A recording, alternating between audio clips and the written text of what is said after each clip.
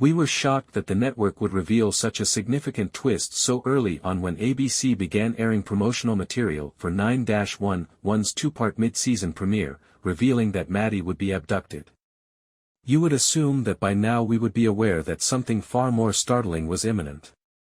Abigail Spencer debuted in Thursday's episode as Detective Amber Brayburn, who collaborated with Maddie and Athena to apprehend a serial kidnapper connected to the 10-year abduction of other young girls. Prior to delving into that, however, it should be noted that Spencer and Jennifer Love Hewitt have already been together on film. In 2007, she was a guest star on an episode of CBS's Ghost Whisperer.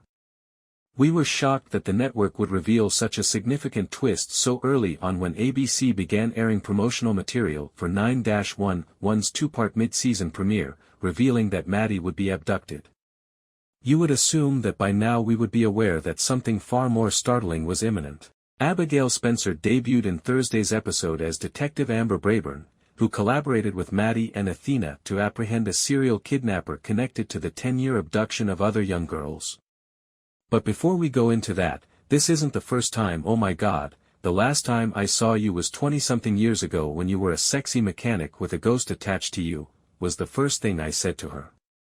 I was really excited for Spencer to come and play on 911, Hewitt tells UK TV. She is amazing, and she had a difficult task to complete. During the terrifying hour, the abductor called Maddie several times. He insisted that he didn't want to continue harming these children while sobbing uncontrollably. He thought of himself as a monster who could not stop doing horrible things. Their chats were uncomfortable throughout, but when he brought up Maddie's daughter Ji-Yun, things took a particularly sinister turn. Hewitt explains, I asked the director, the writer, and showrunner Tim Minear, if we could add it on the day we were doing it, which is why that line is in there. That, in my opinion, is what makes what transpired next acceptable. That mama bear trigger is the cause. It's that feeling of, oh, you've crossed over and you've revealed my true self. Indeed, what followed was startling. Maddie persuaded the kidnapper to shoot himself when it became clear that he was going to do so, claiming that this was the only way to defeat the monster inside of him. It was a surprising turn of events for Hewitt, but she also admits that she was nervous about the fans' reaction.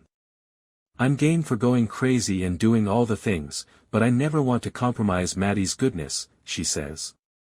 This is a moment where I feel like you could go, oh, that's not who I want her to be.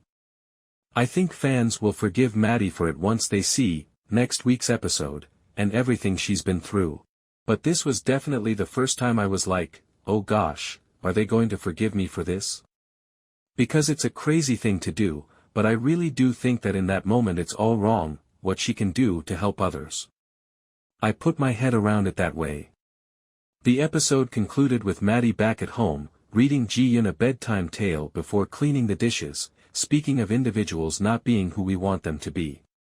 She thought it was Chimney when she saw a figure enter the kitchen behind her. Until she was knocked out from behind by that individual. Maddie saw her attacker, who took off her mask to expose. As she slipped in and out of consciousness. Detective Brayburn.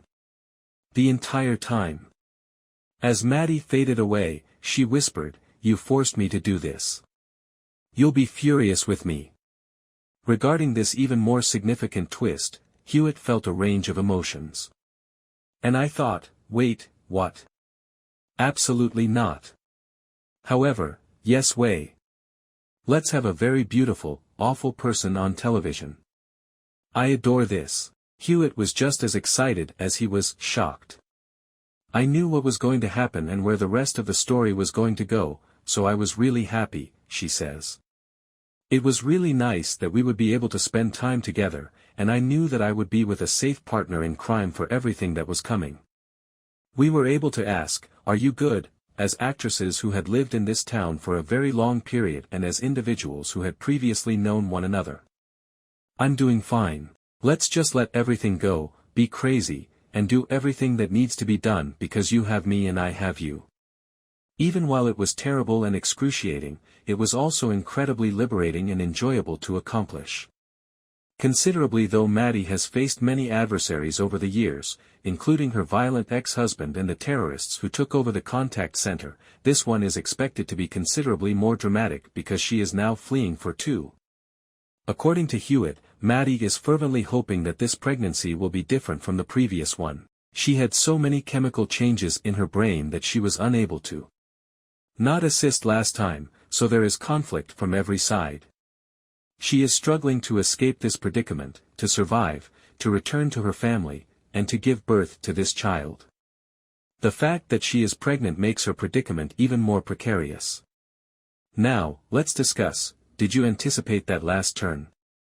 What was your overall impression of the 911 mid-season premiere? Please rate it in the poll below and leave a comment with your complete evaluation. Thank you.